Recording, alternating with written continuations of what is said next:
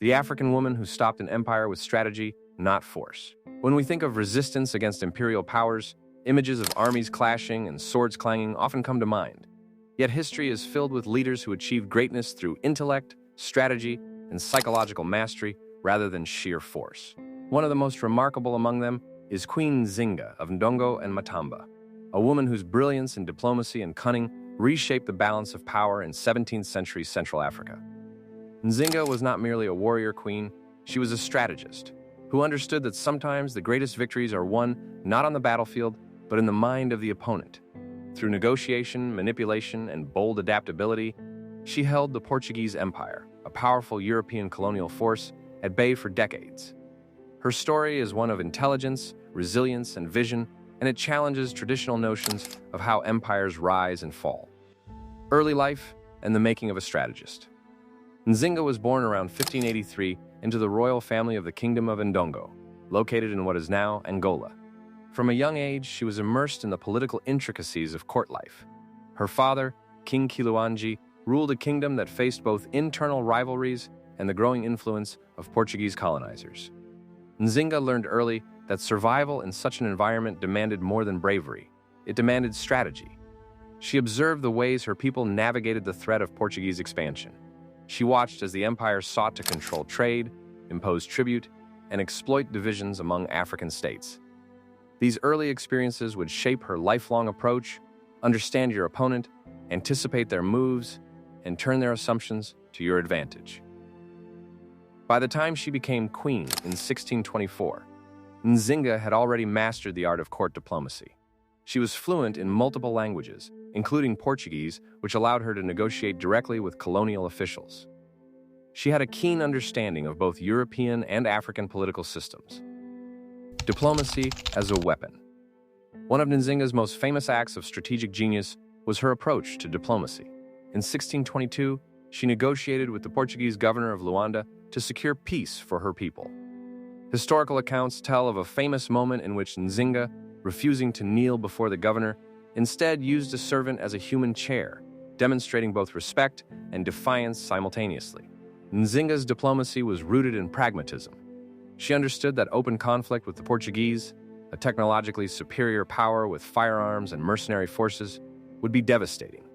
Instead, she leveraged negotiation to buy time, secure advantageous trade agreements, and maintain her kingdom's sovereignty. Her use of strategic alliance building, both with local African leaders and European powers, allowed her to consolidate her position without direct confrontation. Her skill lay not just in negotiation, but in reading people.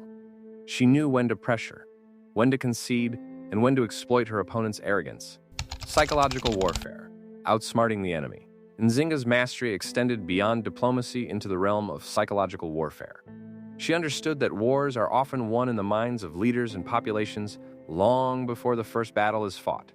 One of her most audacious strategies was the use of spectacle and performance to project power and sow confusion. She surrounded herself with fearsome bodyguards, staged dramatic entrances at negotiations, and cultivated an image of invincibility. Her army, though smaller than the Portuguese forces, was disciplined and strategically deployed to give the impression of overwhelming strength. Nzinga's ability to control perception allowed her to deter attacks and manipulate enemy decision-making. By turning politics into a weapon, Nzinga amplified her influence far beyond the size of her forces.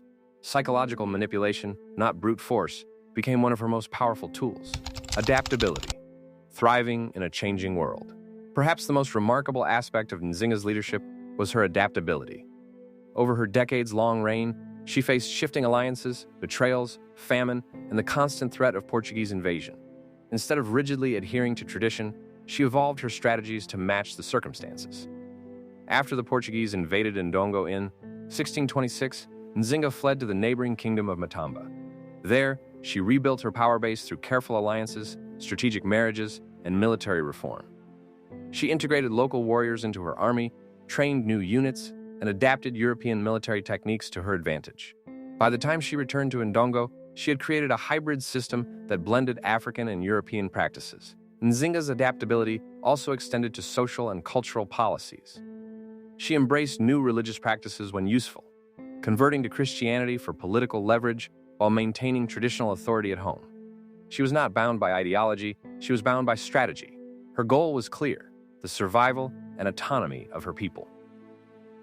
The strategic genius behind her military campaigns.